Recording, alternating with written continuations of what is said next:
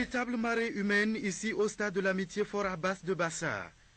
Les populations de la dite localité ont bravé le chaud soleil pour accueillir le candidat du rassemblement du peuple togolais, Fort Essozimna Gnassingbé. Il sonnait 12h15 lorsque l'hélicoptère à bord duquel se trouvait Fort Gnassingbé s'est posé à Kabou.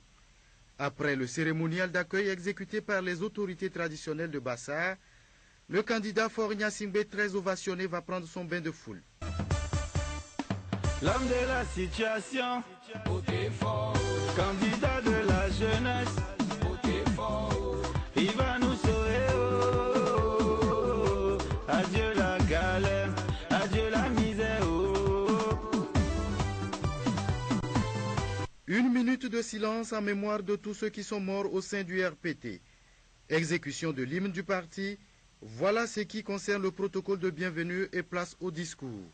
Que ce soit par l'intermédiaire de leur chef canton ou par celui de leur porte-parole, le ministre Nissa Onyofam, les populations du Grand Bassar ont témoigné de leur attachement à la politique du président Fort Gnassingbé, à qui elles promettent une écrasante victoire le 4 mars prochain. Le 23 janvier 2010, à l'occasion de la pose par votre Excellence de la première pierre pour la construction du nouveau marché et du lancement des travaux de construction et de bitumage de la route Bassar-Kabou, Gerunkuka, Nachamba, Sauri aux portes de Mango, les populations de Bassar avaient par ma voix et de celle d'un de mes aînés fait un serment. Les populations de Bassar avaient en effet laissé entendre, Excellence, Monsieur le Président de la République, que le moment viendrait, Bassar, ses fils et ses filles, unis dans un élan de solidarité et de responsabilité, poseraient ensemble un acte de portée historique pour faire écho à tous les actes nombreux et importants posés par un homme pour le bien-être de Bassar, pour l'épanouissement de ses habitants, pour le développement de notre région et pour une plus grande contribution de celle-ci à l'édification d'un Togo plus fort, plus uni et plus solidaire. Cet homme, c'est le président Fort. Ce moment tant attendu est maintenant à notre porte. Je veux parler de l'élection présidentielle du 4 mars 2010 que tous ici à Bassar attendent avec ferveur et impatience. Oui, ici à Bassar, nous sommes acquis à la cause du président Fort et impatients de pouvoir enfin poser l'acte que nous avons promis. L'acte en question sera donc une réaffirmation de notre adhésion pleine et entière aux idéaux, aux actions et à la vision de Fort Essozimna Gnassingbé. L'acte promis n'est autre que notre vote massif, unanime, résolu et déterminé pour le président Fort. C'est un acte de foi et d'espérance, un acte de confiance et de reconnaissance qui manifestera avec éclat la volonté et le choix de Bassar et de sa population pour la sincérité, le réalisme, le pragmatisme d'un homme et son programme de construction sereine de la nation togolaise dans la paix et la concorde sociale.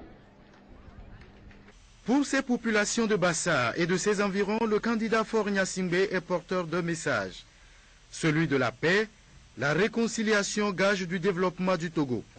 J'ai la conviction que pour une fois, nous allons pouvoir consacrer les 5 prochaines années au développement de notre pays. Nous allons pouvoir consacrer tous les jours pendant 5 ans au développement de nos préfectures et de nos cantons.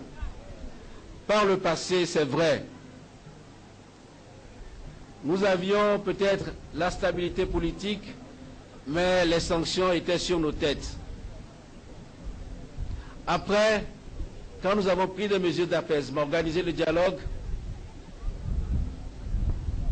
les sanctions ont commencé à être levées, mais les souffrances étaient tellement lourdes. Le passé était tel que nous n'avons pas pu profiter des retombées, des dividendes de la reprise de la coopération. Alors, ces 2 dernières années, pour ne pas dire ces 15 derniers mois, le gouvernement a travaillé d'arrache-pied pour pouvoir faire ce qu'il pouvait faire en 15 mois, en si peu de temps. Mais aujourd'hui, nous avons la perspective de 5 années. Nous devons mettre cela à profit pour changer notablement, changer sensiblement les conditions de vie des Togolaises et des Togolais. Cela passe naturellement par une élection réussie. Vous le savez maintenant, je l'ai souvent répété, l'élection réussie, c'est l'élection sans violence. Je sais qu'ici, il n'y a pas de violence, il n'y a jamais de violence. Vous êtes des hommes de paix. Mais notre nation, comme les autres nations, est une et indivisible.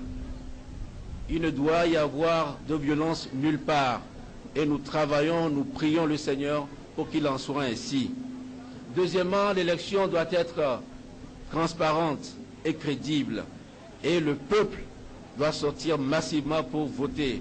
Pour vous, c'est déjà fait, je le sais, c'est une formalité. Alors nous pourrons continuer certains chantiers qui me tiennent particulièrement à cœur et vous tiennent aussi à cœur.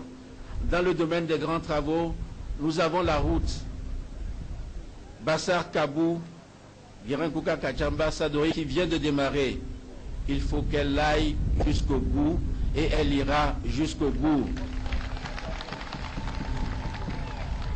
Nous devons poursuivre l'effort que nous avons entamé dans le domaine de l'agriculture afin que nos paysans aient chaque année plus d'engrais de bonne qualité et à chaque fois à un prix davantage subventionné. Avec l'aide de Dieu, ça sera encore le cas l'année prochaine et les années qui vont suivre.